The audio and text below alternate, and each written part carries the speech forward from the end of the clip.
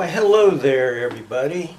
It's me again, Craig Marr, bringing you another edition of Mastering the Middle Game. Today, we're going to be talking about tactics. Now, what are tactics?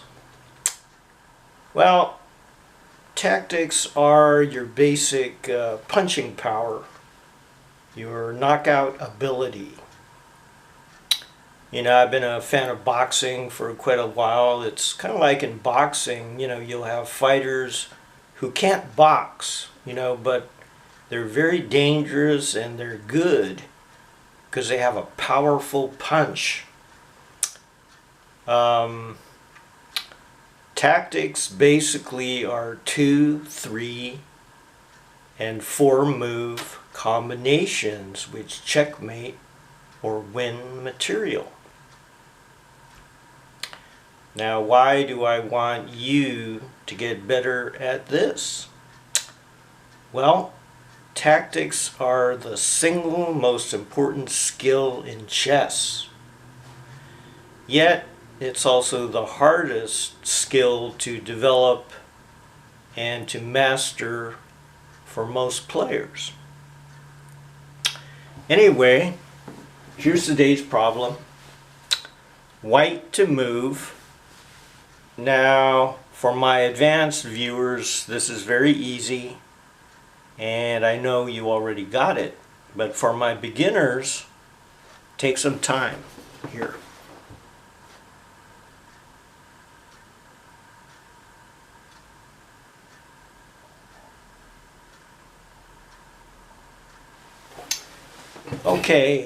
Okay, folks, the solution is with white to move, queen, g6 check.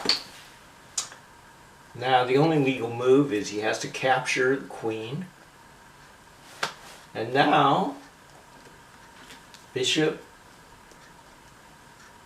takes g6 check, mate. Now, I hope that all of you got this problem. And do all of you see that? Anyway, today's game, which features tactics, was played in 1987 between myself, Black, and International Master Rey, rated 2452 at this time.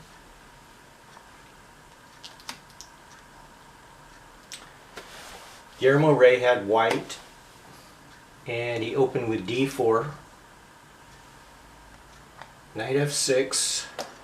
This was my favorite move against queen's pawn. c4.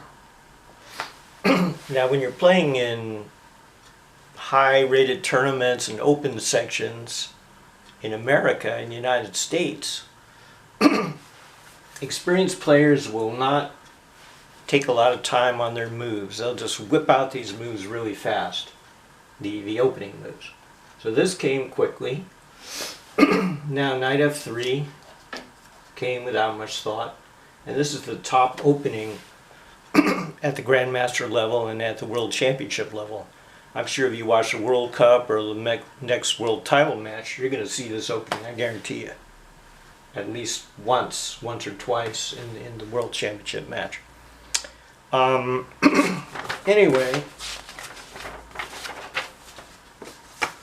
the move that I like here, bishop check, you really won't see very much. It's kind of an unusual move. Now, this is not checkmate, okay, for you beginners. And not all checks in chess are good ones to do. I know that a lot of you like to check. And, you know, the other question, you know, we have to ask, is it discourteous or impolite to say, check out loud? Is that, well, let me tell you something. When you're in a serious tournament or a, you know, open section, or you're playing in a tournament hall with a lot of strong players, they actually don't say check that much because it might disturb the people of the other boards that are playing around you. So when you're at the higher levels, they usually don't say check that much, or they say it kind of like softly, check, you know, like that. Okay, so this is one of the standard ways to block the check, bishop g2. And now, you're probably wondering, why the heck did I play a5? What is the purpose behind that move? What I'm trying to do is stake out territory out here without backing up the bishop. In chess, it's not a good idea to retreat. So I'm trying to provoke him into capturing, and then I have excellent pressure down the A file. And even though I have double pawns, the first thing we're going to learn is that sometimes you can have good doubled pawns. So normally white does not capture the bishop. Anyway, so this is good. He's going to fianchetto. And now I have to decide, how am I going to develop that bad bishop there? Now I myself, I could play b6 and counter fianchetto, and that's one of the standard ways to develop the bishop. But I'm following the game Brown versus Vasily Smyslov, played in the 1980s, where Smyslov played d5, getting a grip on the center. Now when someone has a full pawn center like that, you have to challenge it at some point. You can't let someone just overrun you with their center pawns. So d5 is a good move. Queen c2 protects the pawn. So now I see that the center of the board is going to open up quickly. So I might as well castle into safety.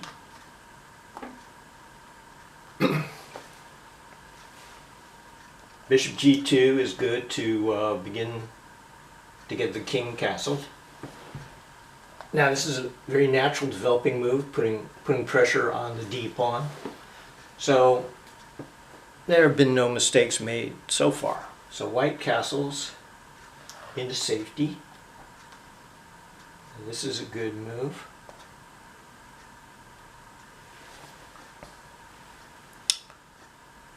And now I decided, gosh, how am I going to, develop the bad bishop?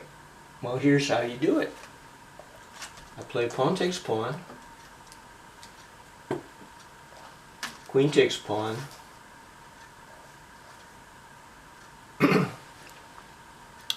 and now I play queen d5.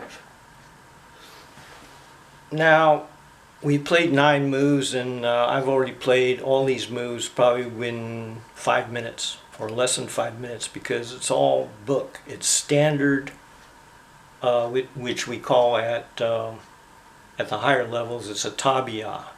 In other words, it's a set pattern, it's a standard position in chess. So Guillermo Rey played this move very quickly, and obviously he had seen this position before. So now I'm on my own. I'm out of the book right now. I still want to get in e5,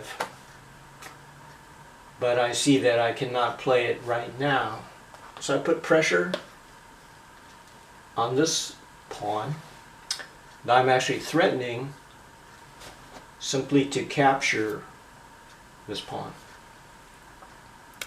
So he develops a knight, and I don't want to capture this because I would be giving it the 2 bishops and strengthening white's center. So played a really good move, heading downtown toward his king. And amazingly, in this game, I'm going to drive the king from g1 all the way up to b3 by the end of the game. And that's what makes this game kind of remarkable. You very rarely get to see a king driven all the way across the board to its final resting place. So he's getting out of the line of fire, because in this position black is threatening e5, so queen c4 is necessary. And now, instead of having, problems with my bad bishop, I immediately develop the bad bishop in one move with e5. So this answers the question of how do I develop that thing? Now the bishop has good scope here, here, here, and even here, so that I can start attacking the king with bishop here and start exposing the king. Pawn takes pawn. Now I could simply capture the pawn, and there's nothing really wrong with that. But I decided to, let's get a little bit tricky on my opponent. So here, because I'm sort of threatening mate here, he should probably just play h3, and I believe that is the move that the computer likes. And if he played h3, I have to capture the the pawn. And then he would capture, back, and then, it's just kind of a normal game. But my opponent played a very tricky move, a very, very interesting move. Rook fd1.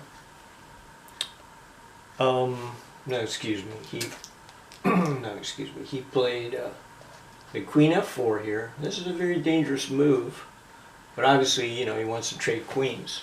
Queen g5. Now, instead of capturing the pawn, which is probably, okay, problem is if I capture the pawn, he's going to play h3. And so I decided to play a little bit tricky. I played knight d4. And now you're probably wondering, why did I do that? First of all, I'm hoping for knight captures knight. And if he captures my knight, I have a checkmate on h2. So he doesn't want to capture my knight. But I also have another threat. I'm threatening bishop takes knight, bishop takes bishop, or pawn takes bishop, and then knight forks the king and the queen. So this would be winning for me. So Guillermo Rey finds a very interesting way to parry those threats, and he plays rook d1. And at first I was thinking, I'm winning the queen. But then I looked a little bit further, and I realized if I take the knight, he's going to recapture it. And then when I try to win the queen, there's a checkmate on my back rank. So I cannot win the queen as I had hoped. But I have an even better move, because now I can take h2. So I take knight f3 check. And now white must be very careful in this position, because if you take with the bishop, then I'm going to capture, check, king must go to f1, and I'm going to mate. So you don't want to capture with the bishop. So he did a good thing. He captured. It looks like a good thing, but the problem is queen takes pawn check, and now it looks like I have to retreat the knight. But I had a little surprise waiting for Guillermo Rey. Instead I took here. And this really is a big surprise. Now why did I take there? Well, he's got a capture, and now my point is that the king is now in kind of a vulnerable spot. So now I'm threatening to capture, so he moves away. And now Now come the fireworks. This is what I had planned for Guillermo Rey. So first, I'm thinking in my head, you gotta think ahead in chess. So I'm thinking, bishop takes bishop, rook takes bishop,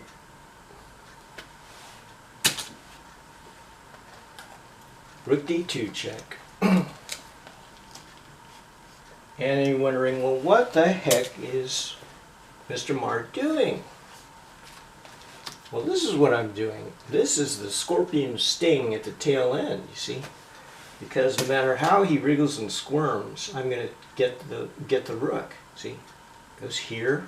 Okay, but now this move. And then he doesn't have rook g1. He has to come up here. And now I have a devastating attack. So you don't want to take the rook. You want to continue the attack with queen g2 check. Now if he comes back here, I'm going to win the rook. I'm going to win the rook with king g1, so he has to go here. So I continue the attack, queen f1. Now if you come up here, I still can take the rook, so this is forced. And now I can develop the rook. And now the king goes on a journey that it doesn't want to go on to. Okay. Queen check. Now white's busted because if you come back, bishop check wins the queen. So you have to come up here. And now I want you to think for just 1 second of how am I going to checkmate.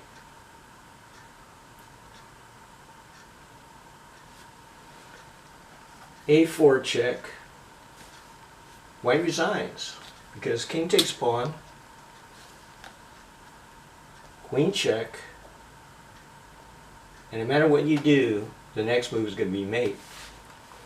Thank you for watching.